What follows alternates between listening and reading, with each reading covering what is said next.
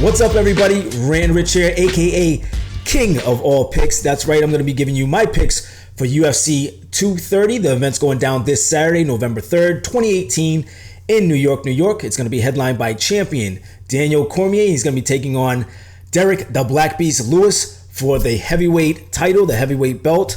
Should be a great fight. Really excited about that one. Also, don't forget about the co-main event. We have Chris Weidman taking on Ronaldo Jacare Souza at 185 pounds. That should be a great fight also. Looked at the whole entire event. Looks pretty good. I'm going to give my rating from 1 to 10 towards the end of the show after I give my picks. But let's not waste any more time. Let's get right into the show. Okay, so this time around, it's going to be a solo show. That's right. I'm going to be giving you my picks and my picks only. Don't ask about the regulars that are usually on the show, Mr. Willie J and Sega Genesis. This is not the first time that they've canceled. I'm not sure exactly what happened. I think because they got whooped so bad on the last event, maybe they got a little nervous. Maybe they got a little stage fright. They didn't want to put themselves out there and lose again, which they may have done on this one. But either way, hopefully they snap out of it. And next event, UFC 231 Picks with Rich, they'll come back and redeem themselves. Okay, so last time around for the new point system, we started off with $2,000 and tried to make a profit off of that based off of the odds and $100, of course. This time around, I'm going to start off with $1,500 and try to make a profit off of that. Again, based off of the odds and $100, not going past $1,500. So if you guys are out there, take notes. Hopefully, if you want to pick one of my picks or all of my picks, if you want to parlay them, whatever reason that you have, whether it's fantasy or betting, hopefully I come through for you and hopefully you guys win some money.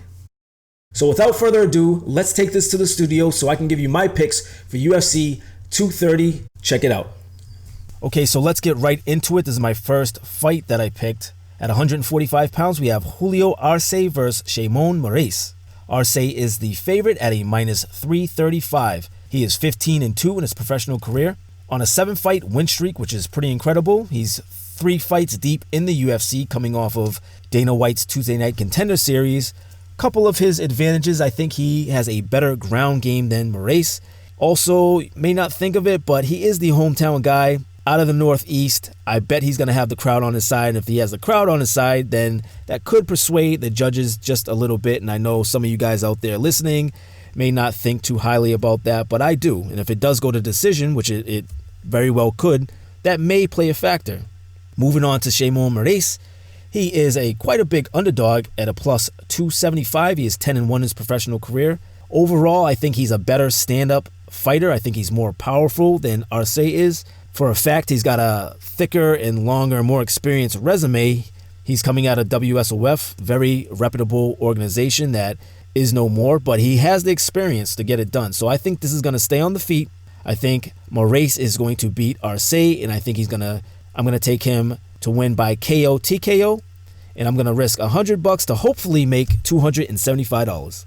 Moving on to the second fight at 185 pounds, we have Derek Brunson taking on Israel Adesanya. Brunson is the underdog at a plus 260. He is 18-6 in his professional career. He's coming off of a nasty KO loss. It was a head kick by Jacare Souza back in January, so hopefully he's gotten over that. That was very surprising, actually. I believe I took Brunson to win by decision on that one, but yeah, that surprised the hell out of me. I know a lot of people did take Jacare Souza. Nevertheless, I think in this fight, he has a slight advantage on the stand-up as far as power goes. Heavy hands, that one knockout power, I would definitely give it to Brunson. Slight wrestling and takedown advantage, but again, his chin is in question, so we'll have to see how that goes. Moving on to Israel Adesanya, he is the favorite at a minus 320. He is 14-0 in his professional career, so obviously undefeated.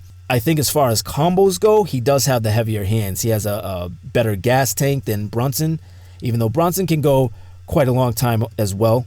He's got a good takedown defense, so I'm guessing, and this is just a guess, Brunson may try to go to the mat, and I'm assuming that Adesanya knows that and is going to stop those takedowns. They're both typically stand-up fighters, knockout artists, but I think Brunson, after getting that KO loss head kick, he's going to try to take a different route on this one. Also with Adesanya, I think he's more accurate and standing up. His defense, as well as his takedown defense again, but his stand-up defense is superior to Brunson. So I'm going to take Adesanya. I think he's going to win by KO, TKO, I'm going to risk $320 to make $100. Okay, so this is my third fight or second to last fight at 185 pounds. We have David Branch taking on Jared Cannonier. Branch is the favorite at a minus 360. He is 22-4 in his professional career. Only one loss in his last 13 professional fights, which is pretty crazy. Now, of course, all of those weren't in the UFC. He used to fight in WSOF. Again, speaking highly of WSOF, I used to love that organization. I wish they were still on, but either way, he definitely has the experience. Another advantage, he's a heavy hitter. Now, he has been underrated for a while until that last fight with Thiago Santos. I actually took David Branch to win. He was a big underdog. I didn't think he was going to win by KO. I believe I took him by decision, but nevertheless, he did win. The underdog came through for me. And Thiago Santos is no joke. I mean, that guy can hit, and I've seen him take quite a few hits too and fight through it. So that was very surprising. I'm sure that shocked a lot of people watching. Another advantage in this fight in particular, he does have a 4-inch reach advantage against Cannonier, so that's gonna definitely come in handy. Cannonier, on the other hand, is a good size underdog at a plus 300. He is 10-4 in his professional career, coming off of 2 losses in a row. So these guys are somewhat identical on paper, except for that reach and that fight history and that experience of David Branch. They're very similar in a lot of respects. So Cannonier is going to have to play a lot of defense, because if David Branch checks that chin, he may go down as well. So for this fight, I'm going to take David Branch. I think he's going to grind out a decision, and I'm going to put up $360 to make $100. This is my last fight. It happens to be the main event. Heavyweights going at it. Daniel Cormier versus Derrick Lewis. Cormier is the favorite at a minus 700. He is 21-1 in his professional career, only losing to John Jones, as most of us know. Much better wrestler than Derrick Lewis. He's a lot faster than Derrick Lewis. His stamina is better than Derrick Lewis. His chin is better than Derrick Lewis. His agility to move around the octagon is better than Derrick Lewis. Now, with that being said, I love Derrick Lewis. I think he's great. I think he's a comedian. Somehow, I took him. He was an underdog in his last fight. I forgot who his opponent was, but I took him to win. And he was losing the whole fight. His cardio was horrible. He was getting clipped.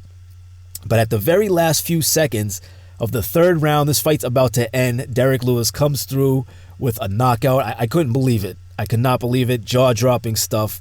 But yeah, Derrick Lewis he's a beast, the Black Beast. That's why they call him the Black Beast. But in this fight in particular, he is a big favorite. He's a huge favorite at a plus 500. He's 21-5 in his professional career, so that's not a bad record. That's pretty good. Overall, his one-hit punching power, I think, is what's going to win him this fight. I think it's going to be superior to Cormier. Cormier is a heavy hitter too. He knocked out Stipe, didn't he? Lewis, I think he's been quite lucky in his career. Again, I like Lewis. I'm not trying to crap on his name. I'm not trying to crap on his game, but I think he's been getting lucky, and I think Cormier is going to stop that luck. I don't think he's going to get past Cormier. Maybe a puncher's chance. Maybe he gets lucky and knocks Cormier out, or down at least, and gets on top of him. But hopefully this camp, he's learned a lot from his past experiences and worked on his cardio. I mean, I think that's his biggest downfall. I hope this is going to be an entertaining fight, but I'm going to take Cormier to win by submission, and I'm going to put up 700 big ones to make only $100 back. But I think he's going to do it. I'm very confident in Daniel Cormier, so that's why I'm going to put up that type of money. Okay, so there you have it. Those are my picks for UFC 230, again, going down this Saturday, November 3rd, 2018 in New York, New York. I hope all my picks hit, of course. But either way, if you guys are out there going to be watching the event, betting, fantasy, have fun. That's the main thing. If you can win some money on top of that, that's great, but have fun. Okay, so enjoy the fights. And until next time, this is Rant and Rich here, signing out from sunny SoCal. I'm out of here. Latest.